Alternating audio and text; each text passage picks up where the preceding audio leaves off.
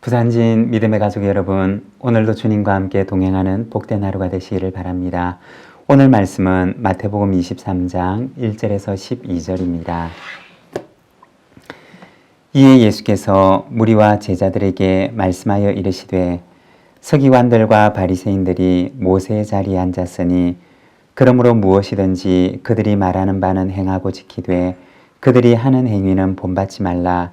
그들은 말만 하고 행하지 아니하며 또 무거운 짐을 묶어 사람의 어깨에 지우되 자기는 이것을 한 손가락으로도 움직이려 하지 아니하며 그들의 모든 행위를 사람에게 보이고자 하나니 곧 그 경문띠를 넓게 하며 옷수를 길게 하고 잔치의 윗자리와 회당의 높은 자리와 시장에서 문안받는 것과 사람에게 랍비라 칭함을 받는 것을 좋아하느니라. 그러나 너희는 랍비라 칭함을 받지 말라. 너희 선생은 하나요 너희는 다 형제니라. 땅에 있는 자를 아버지라 하지 말라. 너희 아버지는 한 분이시니 곧 하늘에 계신 이시니라. 또한 지도자라 칭함을 받지 말라. 너희의 지도자는 한 분이시니 곧 그리스도시니라. 너희 중에 큰 자는 너희를 섬기는 자가 되어야 하리라. 누구든지 자기를 높이는 자는 낮아지고 누구든지 자기를 낮추는 자는 높아지리라. 아멘. 오늘 우리가 함께 읽은 말씀에서는 바리새인들을 본받지 말 것에 대해서 말씀을 하십니다. 1절에서 4절의 말씀입니다. 이에 예수께서 무리와 제자들에게 말씀하여 이르시되 서기관들과 바리새인들이 모세의 자리에 앉았으니 그러므로 무엇이든지 그들이 말하는 바는 행하고 지키되 그들이 하는 행위는 본받지 말라. 그들은 말만 하고 행하지 아니하며 또 무거운 짐을 묶어 사람의 어깨에 지우되 자기는 이것을 한 손가락으로도 움직이려 하지 아니하며. 오늘 말씀에 보면 예수님께서 무리와 제자들에게 말씀하십니다. 서기관들과 바리새인들을 본받지 말라. 서기관이라고 불리는 사람들은 율법을 연구하고 또 율법이 기록된 구약 성경을 필사하는 일을 맡았던 사람들이었습니다. 그리고 바리새인들은 유대교의 분파 가운데 하나인데 율법과 그리고 그 율법 해석된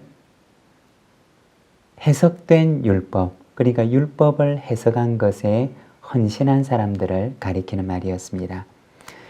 당시에 율법을 해석한 미시나라고 불리는 것이 있었는데 여기에는 율법을 해석해서 세부적인 생활 규정들로 만들어 놓았습니다.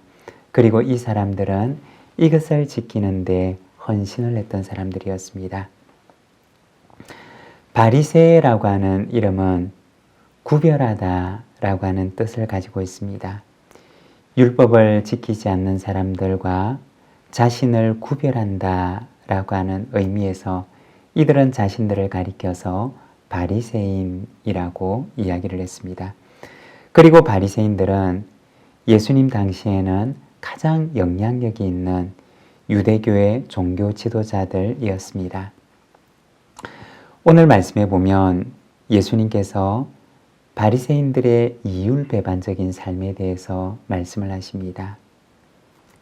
그들의 말과 그들의 삶이 전혀 다른 것을 말씀하셨던 것입니다. 그들이 말하는 바는 행하고 지키지만 그러나 그들의 행위는 본받지 말라고 말씀을 하셨습니다. 신앙은 말이 아니라 삶인 것입니다.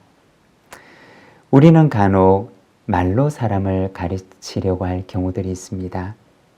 내 말이 옳으니까 내 말을 따르라고 이야기를 합니다. 그러나 사실 가르침은 말이 아니라 말하는 사람의 삶과 인격을 통해서 전해지는 것입니다. 말보다 삶이 더 큰 가르침이 된다는 것입니다. 자녀에게도 우리는 말로 자녀를 가르치고자 하지만 그러나 사실은 말이 아니라 삶으로 전해지는 것이 자녀들에게 더 깊고 진정한 가르침으로 전달되는 것입니다.